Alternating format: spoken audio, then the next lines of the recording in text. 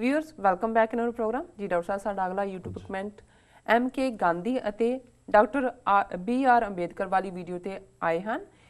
पहला है पंजाब सिंह जी लिखते हैं, डॉक्टर साहब मैं इस मुद्दे नूं एक होर तरीके नाल देखदा हाँ। जाहिर है कि खालिस्तान च सिख हिंदू मुसलमान ते होर बहुत सारे धर्म आज़ाद होणगे अते साडे गवांढी मुल्क भी हिंदू अते मुसलमान होणगे। हुण जे खालिस्तान ने तरक्की करनी है तां इन्हां दोहां देशां नाल वधिया संबंध रखने होणगे। इस दा मतलब है कि खालिस्तान बनने तो बाद हर कोई सुरक्षित होवेगा। जे कोई किसी का नुकसान करेगा तो अपना ही नुकसान होवेगा। जे कोई खालिस्तानी है तो उस कोलों डरन की कोई लोड़ नहीं अते सानू सारिआं नू खालिस्तान लई यतनशील होना चाहिए है। खालिस्तान जिंदाबाद। हरजिंदर सिंह लिखते हैं, सत श्री अकाल जी। मैं समझदा हाँ कि हर सिख के घर खालिस्तान का नक्शा जरूर होना चाहिए है तां जो साडे बच्चे हर रोज़ उस नक्शे नू देखन अते माँ बाप नू पुछन कि ये की है तां जो असीं जागीए ते मरीज ज़मीर जागे। खालिस्तान जिंदाबाद जी। डॉक्टर साहब जिंदाबाद जिंदाबाद जिंदाबाद जिंदाबाद पहले का भी नाल दो दे दिते जी।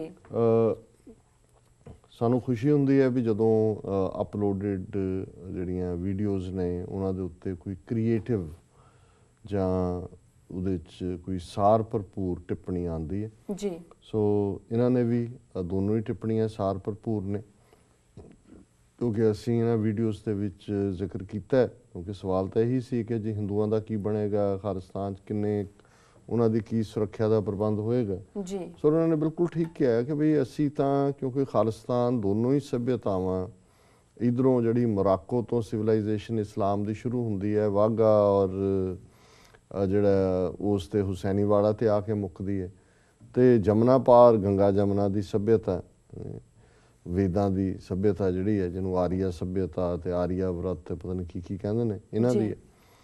सो साडे खालिस्तान दे विच हिंदू भी मुसलमान भी वीर भैणां ने, बौद्धी भी ने, जैनी भी होणगे, नास्तिक भी होणगे। सो असीं इसलिए नहीं कि भी क्योंकि साडा तो धर्म का खासा ही ये है कि जिहड़ा टॉलरेंस सिखांदा है, जिहड़ा सहनशीलता दिंदा है और जिहड़ा इस गल च यकीन रखदा है कि आपो अपने अकीदे नूं मन के उस दे उत्ते तुरदिआं भी कोई रब नूं पा सकदा है। जी। इसलिए असीं कन्वर्शन च यकीन नहीं रखते, कच्छे मार के अपनी किताब जिहड़ी है दूजिआं दे धर्म नूं परिवर्तन नहीं करते। तो दूसरे हरजिंदर सिंह होरां ने इस लाइन नूं जिहड़ा फरदर किया कि भी साडी रीइनफोर्समेंट इस गल दे उत्ते होनी चाहिए है भी खालिस्तान का नक्शा साडे हर घर च लटकदा होए, साडे बच्चे बच्चियां जिहड़े ने उन्हां नूं असीं याद करवाईए, उन्हां नूं दृढ़ करवाईए कि उन्हां ने आज़ाद होना है। बड़ी चंगी गल है जी।